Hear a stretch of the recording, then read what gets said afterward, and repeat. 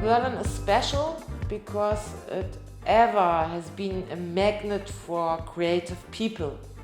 It's just really nice to belong to this kind of community, and everybody's really supportive, and we know each other, we meet, we try to do things together, and for sure you can have a lot of inspiration here. And also it's a city that's very spread out, so you can also choose if you want to be in a quiet place, you can also like experience the nature. And it's a huge city, but I feel that you can always find parks, and it's so magic when you're like walking on the street and you cross like a fox, or there is like the wildlife here is really amazing. Also with humans, like you can find really impressive humans here that it's really nice how to like they express, like they look like you see different styles, you see different behaviors, and maybe a lot of people are talking about this, what we're talking about right now, but maybe you can't really put it into words. It's just the feeling. It's just the feeling.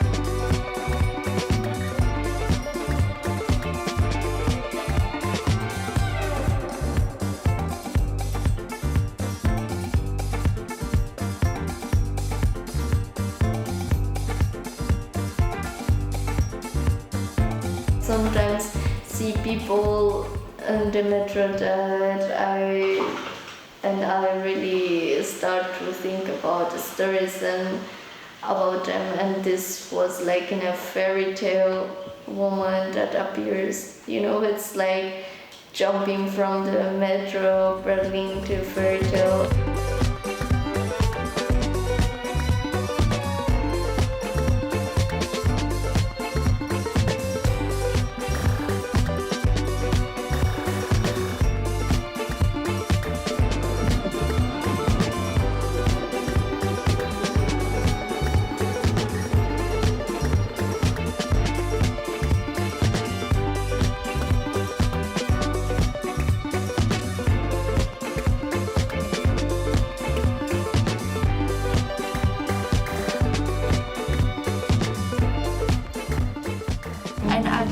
Like the metro, it's amazing because like here happened like crazy stories.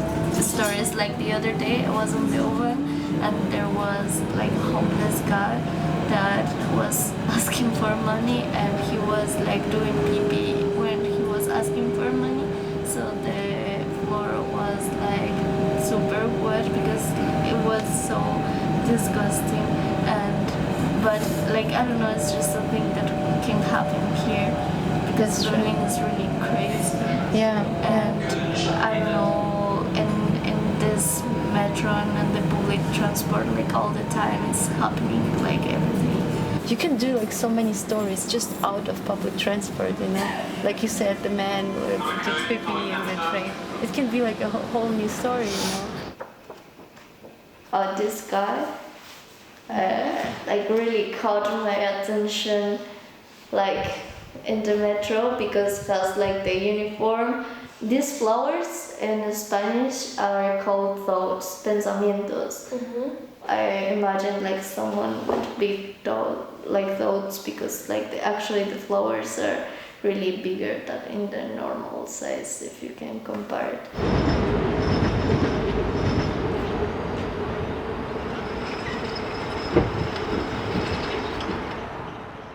Most of the people that are coming to Berlin to realize their ideas, because they know this is a place where a lot of creative energy is and where a big network is, and there, in a city like Berlin, there's more possible than at other cities. Here, I think like people is really tolerant with how people look or what they think, and that's really cool. In Italy, for example, for a piercing, you cannot work in an office because you have piercing. J'ai une copine, elle a dû supprimer son pot de fleurs rose bonbon dans son immeuble parce qu'on lui a dit non, faut pas mettre des pots de fleurs rose bonbon, faut les mettre marron. Ouais, à France, à Paris, à Pantin, ouais. Non, mais c'est souvent comme ça. There's no strange in Berlin. There's no strange. Yeah. It's crazy how the environment can make you feel, make an impact, such a great impact on how you view yourself, what you think, what your aims are. This is all made up by the city itself.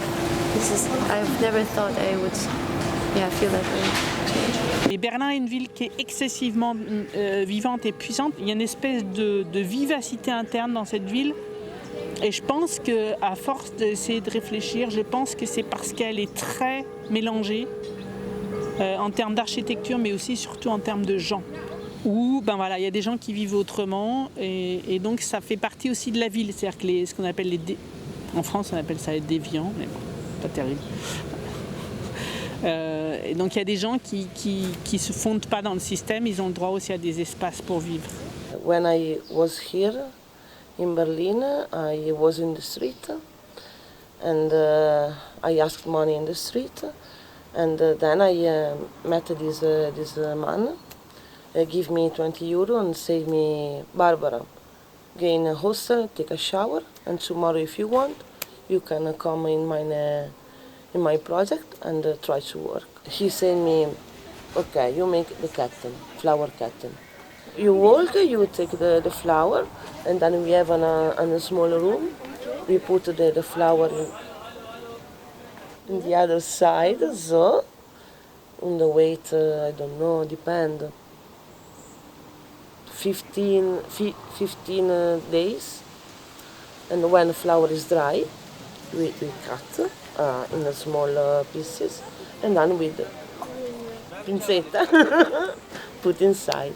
I work 5 days because every day there is month, and we are 10 people. I not work alone, quindi sorry, italianissimo.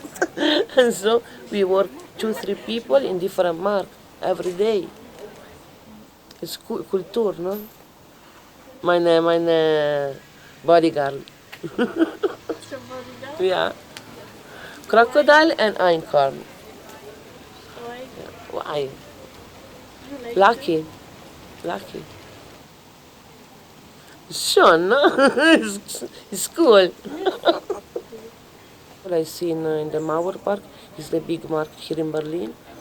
More people from South America, or I don't know, Africa, so come there and sell. And nobody say nothing.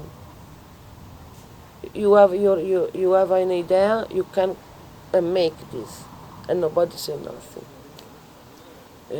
I see only here in Berlin this. In Italian it's impossible to make this. I was playing music and doing gigs and basking here in town, and I knew that here it's allowed and it's tolerated to play and to bask, and you can meet a lot of musicians and go to jam sessions, find a lot of connection with musicians.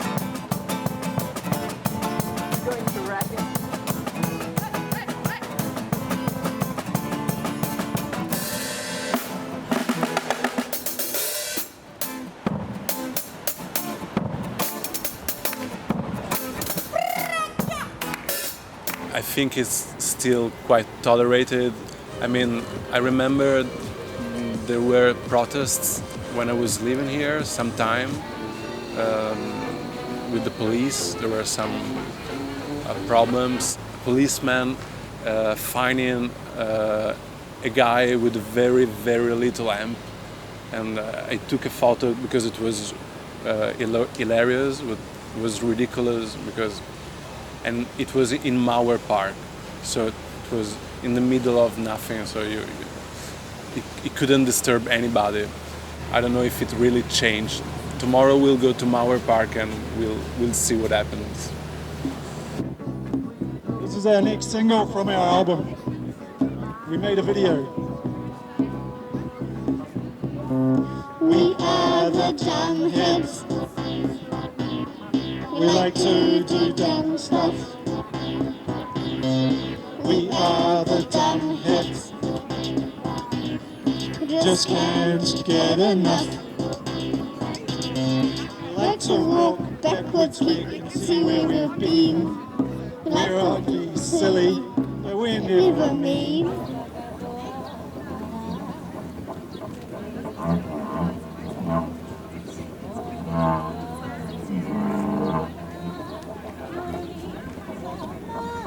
It's all drain pipe.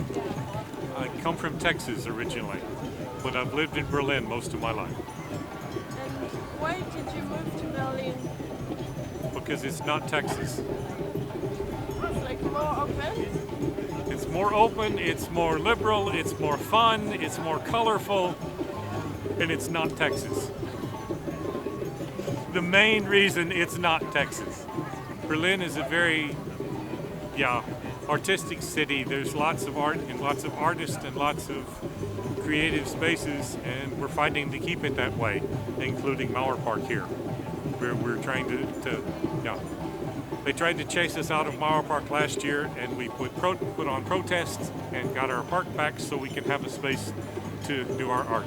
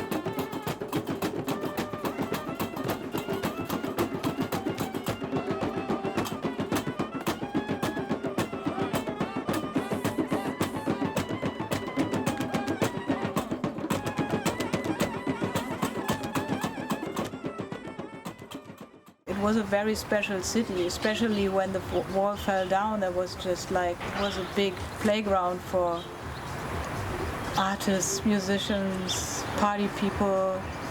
It was like nowhere else in the world. But even in 5 years, you start noticing changes, and there's obviously this kind of nostalgia about Berlin, in the 80s and the 90s, and everything was empty and the city was run down, so it was really easy to have access to space and to try things out, and it was, it's a city that has that history. There is less work because we creative people in Berlin. They have been the pioneers for their own gentrification. It's not new. It's a point that happened everywhere in the world. We make it sexy for the people, and then we have to go, and the business is coming. Le Berlin que nous on aime, c'est un peu un Berlin très divers, pas très ordonné. Des fois, c'est un peu le foutoir, quoi.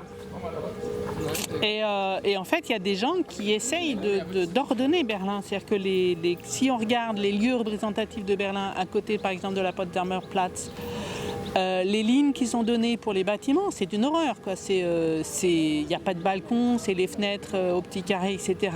Je voudrais travailler sur notre perception des choses, parce que je suis très inquiète aussi sur le fait que nos espaces sont de plus en plus stériles. On veut que ça soit propre, on ne veut pas qu'il y ait de traces. Berlin is a part-time dirty city, but on the one hand, if you compare it to other cities, it's also quite clean. And maybe that's also part of the problem, because we don't see the garbage we produce. So there is a big need of designers today to work also with the waste, not only the waste from the factories or the waste, second-hand clothes, like from different waste. We need to find a way to use it as well, because those are resources, are very valuable resources, and they are impacting the environment.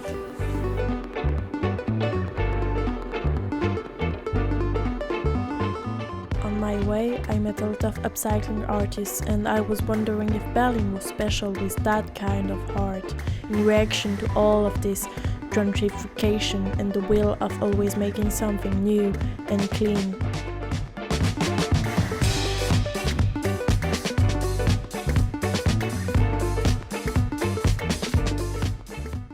Actually, every time you recycle one product, one material, you downgrade it, because you cannot put into a recycling system and come to this with the same quality, so it's always coming down. And the upcycling is that through the recycling you're putting like more value to it. Everything in the studio is basically secondhand. Like, I don't think I have anything that was new. There's already so many clothes in the world that I couldn't even think of making something new extra. Like, for me, it only makes sense to work with things that are already secondhand, already made. But mainly working with art, textiles, and music. So using the sewing machine as a musical instrument and building my own instruments. All the contact mics are connected in this bag, and then you can make it louder or quieter. So I put different mics on the machine, and then there's other kind of instruments around, and I work a lot with kind of recording sounds and then layering them and creating a kind of ambient.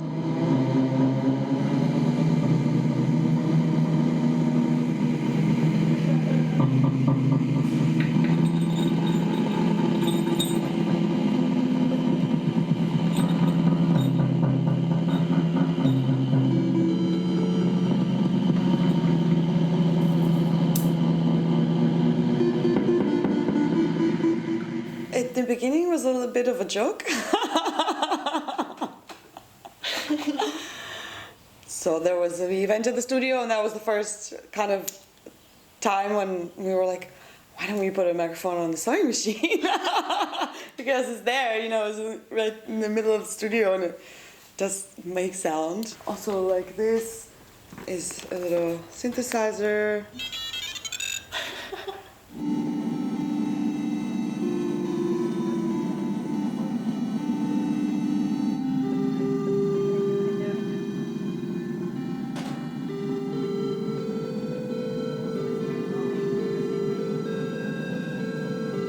I mean, people have said to me that some people have said it sounds like being under the sea.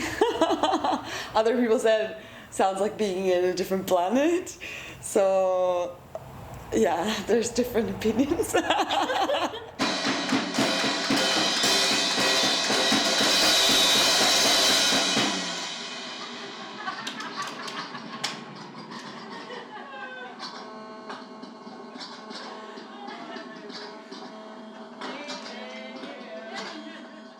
Also here at the studio, it's always a link. Someone comes in and you chat with them, and it's a bit more of a. It's not like going to a faceless shop and buying something that everybody has, but it's a bit more of a connection, like a personal connection.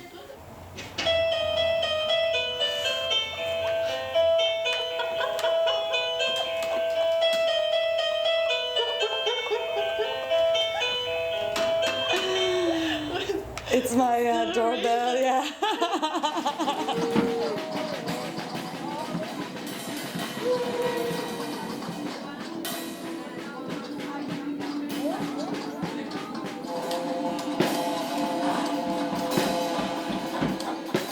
I do have another project though that we teach sewing for women that some of them are already in prisons. And then we bring refugee women who are seamstresses who can sew really well to teach the women at the project. So we bring in these different demographics and bring them all together. So we turn grown-up things into children's clothing, which are very, very cute.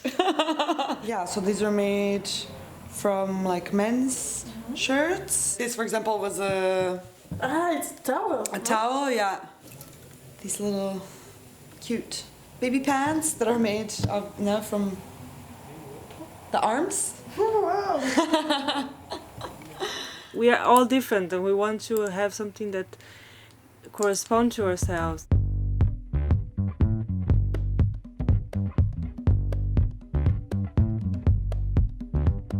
I moved here and then from the masters I started to do my research and then I went to Bangladesh to see this business, social business in Bangladesh. So I did the research, I developed a collection that could fit into the setup that was already there. Today I work with the waste that are generated from the local factories from Bangladesh, from Dhaka. It's all local sourced and locally produced. When I moved to Berlin and started this project, it was just, to me, very natural, to bring back the value to the people that are doing this. In Brazil, we have too much of social differences, and you live and then you go through all those, through your day or through your life, you have contact with people that have different realities that can, and it would hurt me to see that the rights are not equal for everyone. The weaving is done by women. Then there are some men in the management system. In the end, everything is energy, and everything you're touching or everything you're doing, there is certain energy. And the people, like the women in Bangladesh, they also want to do things with more careful, to bring their knowledge to it and to exchange and to be part of it, not only to be okay, I'm doing this every day, doing this. I think Berlin has a special link with upcycling. Actually, I was doing upcycling before, and I never labeled it. I was just doing because I thought it was very interesting for me to use this amount of resource and then the challenge of using it. Okay. You can put the head of the elephant on the top and... This is so cool. Yeah.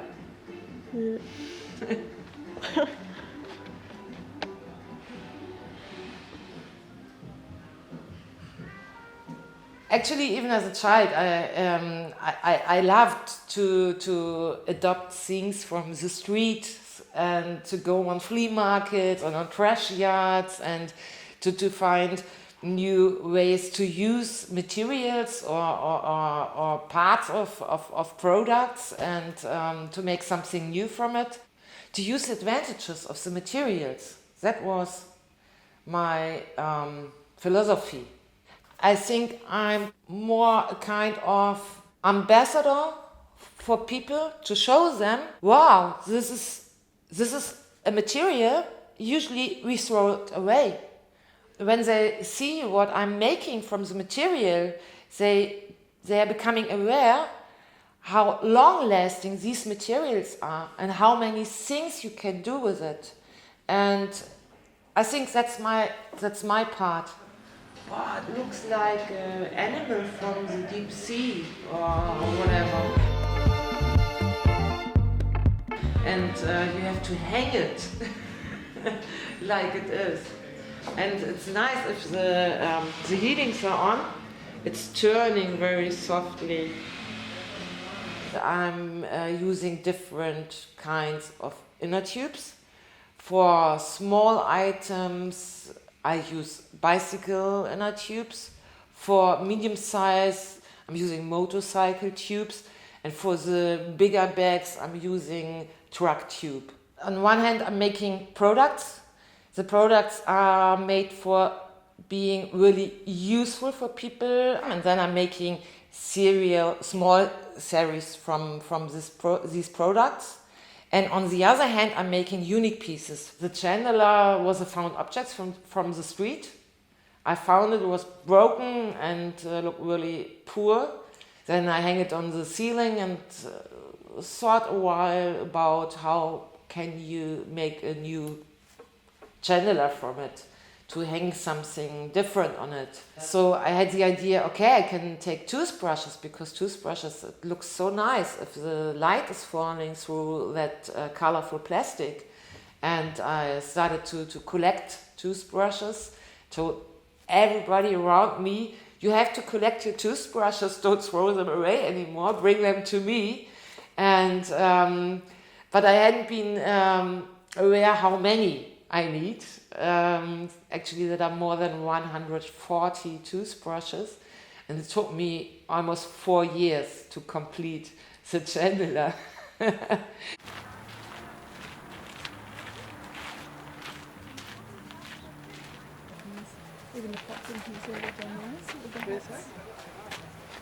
I collect tents, people leave their garden chairs, tablecloth, bags, everything that's I will be able to sew together. Old swimming mattresses, swimming these arm thingies. Yeah, I collect like old pictures. Those hats, they are from the construction site. I once had a job as well where I needed them, and then I thought, well, they are nice flower pots.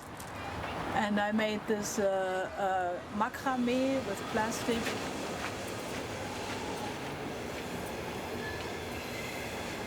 When I was in other countries and other cities working there, I was visiting the dirty parts of the towns, mostly,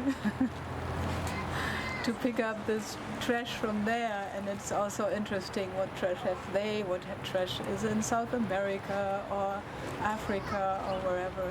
Mainly like the bags are different, what's written on it, and it's all like they have different styles. I like to collage, the assemblage, the collage, to put these things that you don't expect they belong together, to put them together. Thank you. You're welcome. Good job, by the way. Thank you. Bye-bye. Bye. The people who come here, they are mainly fascinated because it's mainly the thing, wow, it's so simple, but it's so wonderful to do this.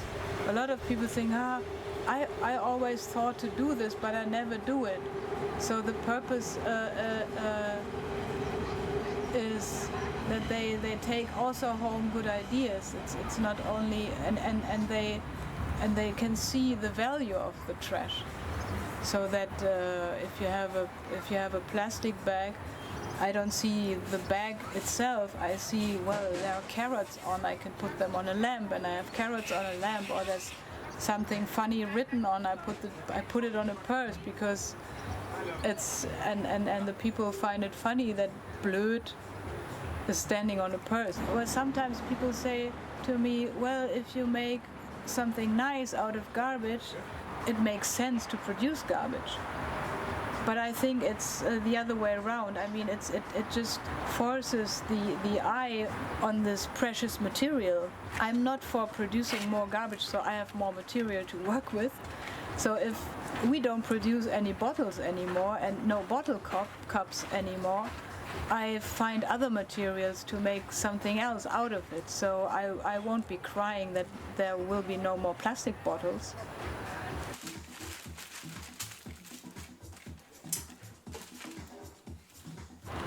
What is garbage for you is not garbage for me. And so if you teach the people by seeing what you can do with it, the consciousness is set.